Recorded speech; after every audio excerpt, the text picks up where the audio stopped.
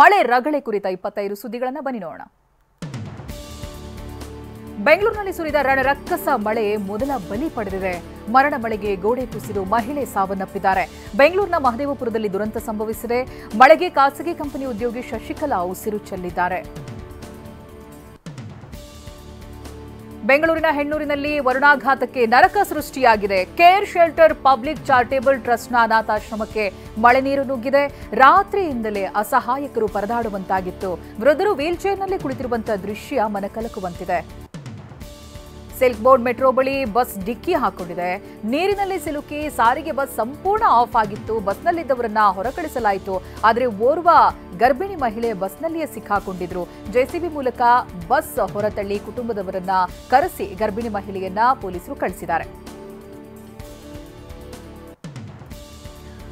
ಮಹಾಮಳೆಗೆ ಮದುವೆ ಆಮಂತ್ರಣ ಪತ್ರಗಳು ಕೊಚ್ಚಿ ಹೋಗಿವೆ. ಬೆಂಗಳೂರಿನ ಈಜಿಪುರದ ಆರ್ಎ ರೋಡ್ನಲ್ಲಿ ಅವಾಂತರ ನಡೆದಿದೆ.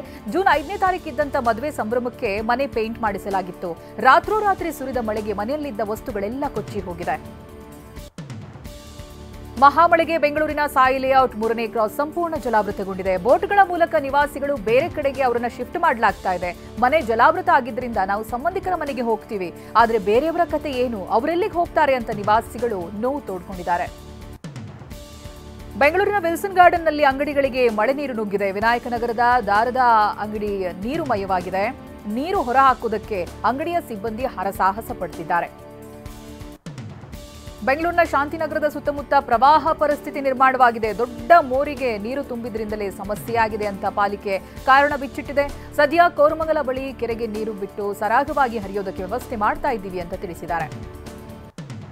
ವರುಣಾರ್ಭಟಕ್ಕೆ ಬೆಂಗಳೂರಿನ ರಿಚ್ಮಂಡ್ ಟೌನ್ ಶಾಂತಿ ನಗರದಲ್ಲಿ ಅಲ್ಲೋಲ ಕಲ್ಲೋಲವೇ ಸೃಷ್ಟಿಯಾಗಿದೆ. ಕಿಲೋಮೀಟರ್ ದೂರಕ್ಕೆ ರಸ್ತೆಗಳು ಸಂಪೂರ್ಣವಾಗಿ ಮುಳುಗಿದಾವೆ. ರಸ್ತೆ ಬದಿ ನಿಲ್ಲಿಸಿದಂತ ಬೈಕ್ಗಳು ಅಡ್ಡ ಬಿದ್ದು ರಸ್ತೆಯಲ್ಲಿ ನಿಂತ ನೀರಿನಲ್ಲಿ ಮುಳುಗಿ ತೇಲ್ತಾ ಇವೆ. ಇಂಡಿಯನ್ ಆಯಿಲ್ ಕಂಪನಿಯ ಬೇಸ್ಮೆಂಟ್ನಿಂದ ತೆಗೆದ ನೀರು ಮತ್ತೆ ರಸ್ತೆಗೆ ಹರಿಸಲಾಗಿದೆ. ಬೆಂಗಳೂರಿನ ಕೆಎಚ್ ರೋಡ್ನಲ್ಲಿ ನೆಲಮಹಡಿಯ ನೀರನ್ನು ಹರಿಸಲಾಗಿದೆ. ಗುಂಡಿಗಳಿರೋದ್ರಿಂದ ರಸ್ತೆಯಲ್ಲಿ ನೀರು ತುಂಬಿ ವಾಹನ ಸವಾರರು ಪರದಾಡ್ತಾ ಇದ್ದಾರೆ.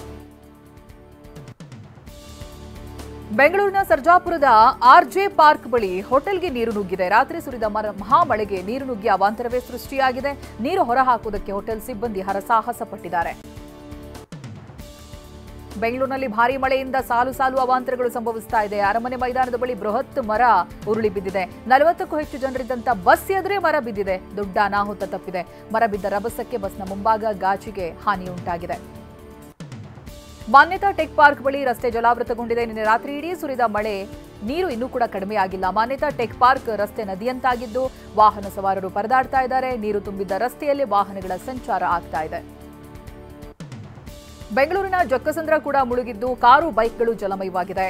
ಮನೆಗಳಿಗೆ ಮಳೆ ನೀರು ನುಗ್ಗಿ ಅವಾಂತರ ಸೃಷ್ಟಿಯಾಗಿದೆ. ಅಪಾರ್ಟ್ಮೆಂಟ್, ಮನೆ, ಗೋಡೌನ್ಗಳು ಮುಳುಗಡೆಯಾಗಿದೆ. ಮನೆಯಿಂದ ಹೊರ ಬರೋದಕ್ಕಾಗದೇನೆ ಸ್ಥಳೀಯರು ಕಂಗಾಲಾಗಿದ್ದಾರೆ. ಬೆಂಗಳೂರಿನ ಬನ್ನೇರುಘಟ್ಟ ರಸ್ತೆಯ ಲಕ್ಕಸಂದ್ರದಲ್ಲಿ ಮನೆಗಳಿಗೆ ನೀರು ನುಗ್ಗಿದೆ. ಮನೆಗೆ ನೀರು ನುಗ್ಗಿ ವಸ್ತುಗಳೆಲ್ಲ ತೊಯ್ದು ತುಪ್ಪೆಯಾಗಿದೆ. ರಾತ್ರೋರಾತ್ರಿ ನಿದ್ದೆಯಲ್ಲಿದ್ದವರು ನರಕ ಸೃಷ್ಟಿಯಾಗಿದ್ದನ್ನ ಕಂಡು ಪರದಾಡಿದ್ದಾರೆ. ಮನೆಯಲ್ಲಿದ್ದ ಫ್ರಿಡ್ಜ್, ಪಾತ್ರೆಗಳಿಗೂ ಕೊಳಚೆ ನೀರು ನುಗ್ಗಿದೆ.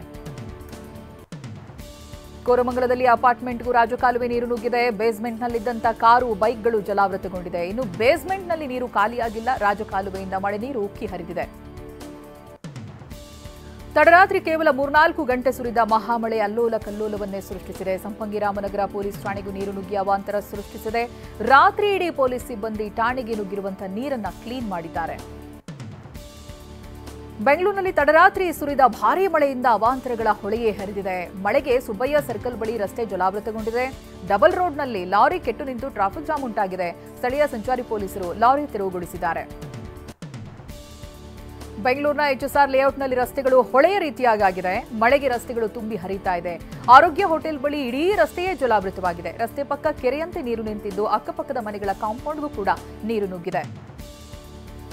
ಬೆಂಗಳೂರಿನಲ್ಲಿ ಇನ್ನು 3 ದಿನ ಭಾರೀ ಮಳೆಯಾಗುವ ಮುನ್ಸೂಚನೆ ಇದೆ. ಹೀಗಾಗಿ ಐಟಿ-ಬಿಟಿ ಕಂಪನಿ ಉದ್ಯೋಗಿಗಳಿಗೆ ವರ್ಕ್ ಫ್ರಂ ಹೋಮ್ ನೀಡಲಾಗಿದೆ. 50% ಕಂಪನಿಗಳಿಂದ ವರ್ಕ್ ಫ್ರಂ ಹೋಮ್ಗೆ ಸೂಚನೆ ಕೊಡಲಾಗಿದೆ. ಬೆಂಗಳೂರು ನಗರದಲ್ಲಿ ತಡರಾತ್ರಿ ಧಾರಾಕಾರ ಮಳೆ ಸುರಿದಿದೆ. ಕೆಂಗೇರಿ ಭಾಗದಲ್ಲಿಯೇ ಅತಿ ಹೆಚ್ಚು ಮಳೆಯ ಪ್ರಮಾಣ ದಾಖಲಾಗಿದೆ. ಬೆಂಗಳೂರಿನ ಕೆಂಗೇರಿಯಲ್ಲಿ 132 ಮಿಲಿಮೀಟರ್, ಚಿಕ್ಕಬಾಣವಾರ 127 ಮಿಲಿಮೀಟರ್, ಮಾದನಾಯಕನಹಳ್ಳಿಯಲ್ಲಿ 116.3 ಮಿಲಿಮೀಟರ್ ಮಳೆಯಾಗಿದೆ. ಬೆಂಗಳೂರಿನಲ್ಲಿ ಮಳೆಯಾಗಿ ಹಲವೆಡೆ ಸಾಕಷ್ಟು ಸಮಸ್ಯೆ ಆಗಿದೆ ಅಂತ ಡಿಸಿಎಂ ಡಿಕೆ ಶಿವಕುಮಾರ್ ಟ್ವೀಟ್ ಮಾಡಿದ್ದಾರೆ. ನಾನು ಈಗಾಗಲೇ ಬಿಬಿಎಂಪಿ ಅಧಿಕಾರಿಗಳಿಗೆ ಸೂಚನೆ ಕೊಟ್ಟಿದ್ದೀನಿ. ವಾರ್ ರೂಮ್ ಮೂಲಕ ಎಲ್ಲೆಲ್ಲಿ ಸಮಸ್ಯೆ ಆಗಿದೆ ಅಂತ ನೋಡ್ತಿದ್ದೇವೆ. ತಾತ್ಕಾಲಿಕವಾಗಿ ಅಲ್ಲ, ಶಾಶ್ವತವಾಗಿ ಸಮಸ್ಯೆ ಬಗೆಹರಿಸ್ತಾ ಇದ್ದೀವಿ ಅಂತ ಹೇಳಿದ್ದಾರೆ. ಬ್ರಾಂಡ್ ಬೆಂಗಳೂರು ಈಗ ಕ್ವಾರ್ಟರ್ ಬೆಂಗಳೂರು ಆಗಿದೆ ಅಂತ ವಿಪಕ್ಷ ನಾಯಕ ಆರ್ ಅಶೋಕ್ ವಾಗ್ದಾಳಿ ನಡೆಸಿದ್ದಾರೆ. ಗ್ರೇಟರ್ ಬೆಂಗಳೂರು ಘೋಷಣೆಯಾದ ಒಂದೇ ದಿನಕ್ಕೆ ಬೆಂಗಳೂರು ಮುಳುಗಿದೆ. ಬೆಂಗಳೂರಿಗೆ 1,000 ಕೋಟಿ ಬಿಡುಗಡೆ ಮಾಡಬೇಕು. ಮನೆಗೆ ನೀರು ನುಗ್ಗಿ ಸಂತ್ರಸ್ತರಾದವರಿಗೆ ಪರಿಹಾರ ಕೊಡಿ ಅಂತ ಆಗ್ರಹಿಸಿದ್ದಾರೆ. ಬ್ರಾಂಡ್ ಬೆಂಗಳೂರು ಹಾಳಾಗ್ತಾ ಇದೆ ಎಂಬ ವಿಚಾರಕ್ಕೆ ರಾಮಲಿಂಗಾರೆಡ್ಡಿ ಪ್ರತಿಕ್ರಿಯಿಸಿದ್ದಾರೆ. ಮನುಷ್ಯ ತಪ್ಪು ಮಾಡಿದ್ರೆ ಸರಿ ಮಾಡಬಹುದು. ಪ್ರಕೃತಿ ವಿಕೋಪ ಹೆಚ್ಚಾದಾಗ ಏನು ಮಾಡಬೇಕು? ಈಗ ಕ್ವಾರ್ಟರ್ ಬೆಂಗಳೂರು ಅಂತ ಟೀಕೆ ಮಾಡ್ತಾ ಇರೋರು ಹೇಗೆ ಆಡಳಿತ ಮಾಡಿದ್ದಾರೆ ಗೊತ್ತಿದೆ ಅಂತ ಬಿಜೆಪಿ ವಿರುದ್ಧ ವಾಗ್ದಾಳಿ ನಡೆಸಿದ್ದಾರೆ. ಬೆಂಗಳೂರಿನಲ್ಲಿ 132 ಮಿಲಿಮೀಟರ್ನಷ್ಟು ಮಳೆಯಾಗಿದೆ ಅಂತ ಸಚಿವ ರಾಮಲಿಂಗಾರೆಡ್ಡಿ ಪ್ರತಿಕ್ರಿಯಿಸಿದ್ದಾರೆ. ಸಿದ್ದರಾಮಯ್ಯ ಕಾಲದಲ್ಲಿ ಸ್ವಲ್ಪ ಮಟ್ಟಿಗೆ ರಾಜಕಾಲುವೆ ಸರಿ ಮಾಡಿದ್ದೆವು, ಆದರೆ ನಂತರ ಬಂದ ಸರ್ಕಾರ ಈ ಬಗ್ಗೆ ಗಮನ ಹರಿಸಲಿಲ್ಲ ಅಂತ ಬಿಜೆಪಿ ವಿರುದ್ಧ ಕಿಡಿಕಾರಿದ್ದಾರೆ. ಅರಬ್ಬಿ ಸಮುದ್ರದಲ್ಲಿ ವಾಯುಭಾರ ಕುಸಿದಿದ್ದು ಬೆಂಗಳೂರು ಸೇರಿ ರಾಜ್ಯದ ಹಲವೆಡೆ ಮೇ 22ರವರೆಗೆ ಧಾರಾಕಾರ ಮಳೆ ಸುರಿಯುವ ಸಾಧ್ಯತೆ ಇದೆ. ಇಂದಿನಿಂದ ಮೇ 22ರವರೆಗೆ ಒಳನಾಡು ಜಿಲ್ಲೆಗಳಲ್ಲಿ ವ್ಯಾಪಕ ಮಳೆ ಬೀಳುವಂತ ಲಕ್ಷಣ ಇದೆ. ಕರಾವಳಿಯ ಎಲ್ಲಾ ಜಿಲ್ಲೆಗಳಿಗೆ ಮೇ 21ರಂದು ರೆಡ್ ಅಲರ್ಟ್ ಘೋಷಿಸಲಾಗಿದೆ.